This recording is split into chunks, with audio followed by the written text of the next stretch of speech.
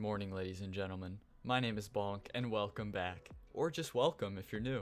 Warframe is a game of many distinct game types, but they become a bit too simple for those godlike Tenno out there. Those few that became so powerful that the scum of the star chart stood no chance of overcoming their blade. They needed something more. Something less copper, you could say. A version of these game types more akin to steel.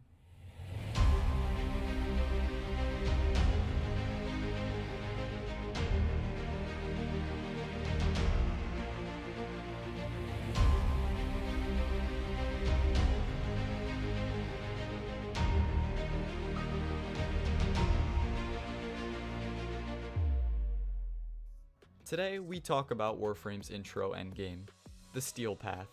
But real quick, I just want to thank everybody for the continued support. I've gained over 50 subs in only a week at the time of writing this, and I see every comment, so thank you, thank you. Okay. Steel Path, endgame, Warframe. We're going to start with how you actually go about unlocking the star chart variant. You have to complete every node on the star chart, every single one.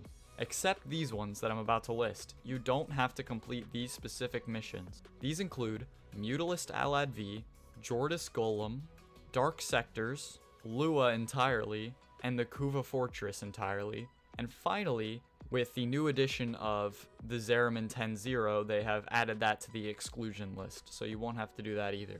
After you've completed all of your star chart, besides that list of stuff that I just said, if you need to go back, I'm pretty sure I'm going to edit it in a list for easy viewing, so no big deal. The Mario Mushroom Man Teshin will invite you to the Strato Relay to come speak to him about the Steel Path. Once you've spoken to Teshin, you've unlocked the Steel Path variant star chart. Just head on back to navigation and look on the right of your screen for the mastery rank looking symbol and hover over it.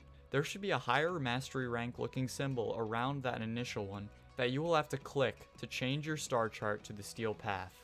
Alright, you're in the Steel Path, you head to Earth since it's the only thing you can do, and you've entered a Steel Path mission. You will have to redo every mission on this new star chart, so you should be on Earth. What kind of levels are you looking at? All enemies there will have their level increased by 100. So normal mode levels plus an extra 100 are the levels that you face in that Steel Path mission. With Vodyanoi Sedna, I'm sorry if I butchered that, having the highest base level start being 185. So you better be prepared. You don't need prime mods or anything, but they sure do help, so I hope you visit Barrow sometimes, at least when you get into the later and harder missions of Steel Path, as the levels will go crazy high, and you will need the help.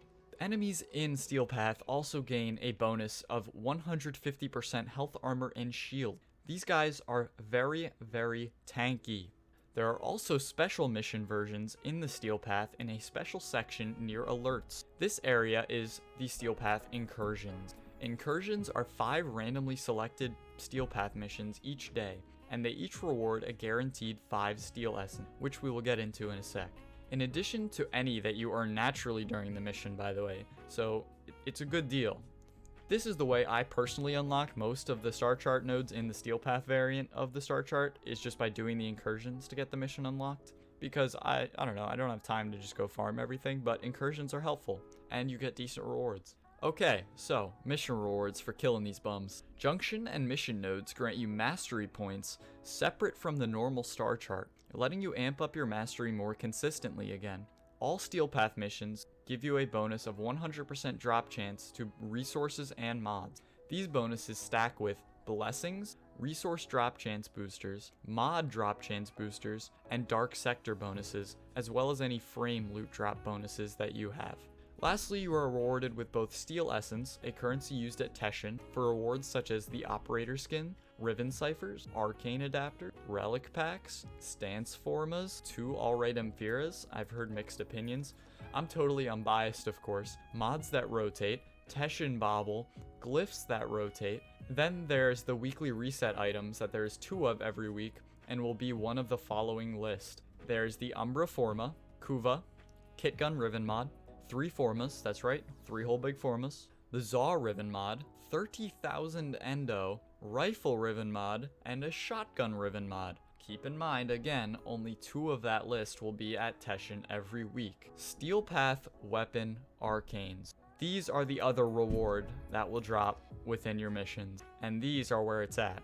These are arcanes that slot on your primary and secondary weapons, and exponentially boost said weapon's power, depending on what your arcane is. These arcanes drop from the Acolyte enemies within the Steel Path. These are mini bosses that will spawn in every 5 minutes or so, that are pretty tough if your loadout is average. But once you have an endgame loadout, you can start to burst these guys down pretty quickly. And they will drop you Steel Essence and an unidentified item. This unidentified item will be revealed as an arcane in your mission end screen. The following arcanes can be obtained within Steel Path and are considered Steel Path arcane: Primary Deadhead and Secondary Deadhead, Primary Merciless and Secondary Merciless, and Primary Dexterity and Secondary Dexterity. All of which being pretty good for different weapons. But for sure, if you want to level your primary and secondary Merciless arcanes, it is worth it, as they are straight damage boosts, so they're pretty much good on every weapon. I also want to mention that all Eximus enemies within the Steel Path have a small chance to drop you a Riven Sliver, which is pretty cool, as Riven Slivers can be used to buy Veiled Riven mods, giving another reason why Steel Path is better, because Rivens are good. Hopefully you get lucky when you reveal them though, because I don't. The final important rewards to mention are the decoration and emote that will be rewarded to you each time you complete a planet's mission nodes, all of a planet's mission node. And as well as that decoration and emote, you'll be rewarded with an additional 25 Steel Essence. Alright, let's talk strategy. I can't just tell you what to do and then leave you hanging without a few recommendations for some frames, so I'll give you my top 4 frames that I like using in Steel Path in no particular order. This is my opinion, by the way. These are just 5 frames that can take on Steel Path with unbelievable ease. And if you're interested in Steel Path builds, just look on Warframe. There's many crazy build makers on there, and I'm sure they have builds much better than mine. Except for my Zaku. Nobody Zaku better than my Zaku. Alright, but let me just sneak in real quick before we actually start the list. I recently started a new clan, and anyone is welcome. Keep in mind, it's not that large just yet and doesn't have a crazy dojo, but I want to build it up, and I need your guys' help. So if you're interested in my clan, called Aviator Legion, just say so in a comment and make sure to leave your Warframe name so I can send the clan invite. Okay, thanks for listening to my PSA. Back to the vid. Okay, let's start with that list of frames. First, I'm gonna have to go with Wukong. Of course, Wukong has been one of the best frames for a very long time now, and he is still good inevitably in the Steel Path. His 1 allowing you to just straight up get another player, and his 2 and 3 making him able to escape from sticky situations. Wukong has the power and agility that you need to eviscerate your foes inside any Steel Path mission. The next great frame I'm gonna go with is Vauban. I've used this frame so much inside Steel Path survivals especially, just soloing forever because all you have to do is sit in a good room with semi-open space and keep replanting your big suck. This will pretty much make your entire session feel like you're getting hit with a wet pool noodle every now and again. Nothing is able to hit you, and even if it does, Vauban should be able to easily tank a few shots. Continuing on from Vauban, the next frame to look out for is gonna have to be Korra. She has insane versatility with her Whip Claw doing crazy damage and her Strangle Dome allowing for another boost of loot inside the Steel Path and a good enemy incapacitator like Vauban. This lets Korra pass through missions with ease. Not to mention the recent release of Korra Prime, who I haven't gotten my hands on quite yet, but considering how good normal Korra is, I know I'm gonna have a blast with her inside the Steel Path. Finally, of course, you could probably guess since I mentioned him earlier, Zaku is next. I love Zaku, and yeah, this one right here is super biased because he's my favorite frame. You're just gonna have to deal with it. Zaku with the right build does everything. He can heal himself, he can lock down an area, he can gain bonus speed, he gets auto-aim guns that float around him, decimating everything, in addition to your normal weapon use, and these guns that you steal will scale into so much damage in Steel Path, it is incredible.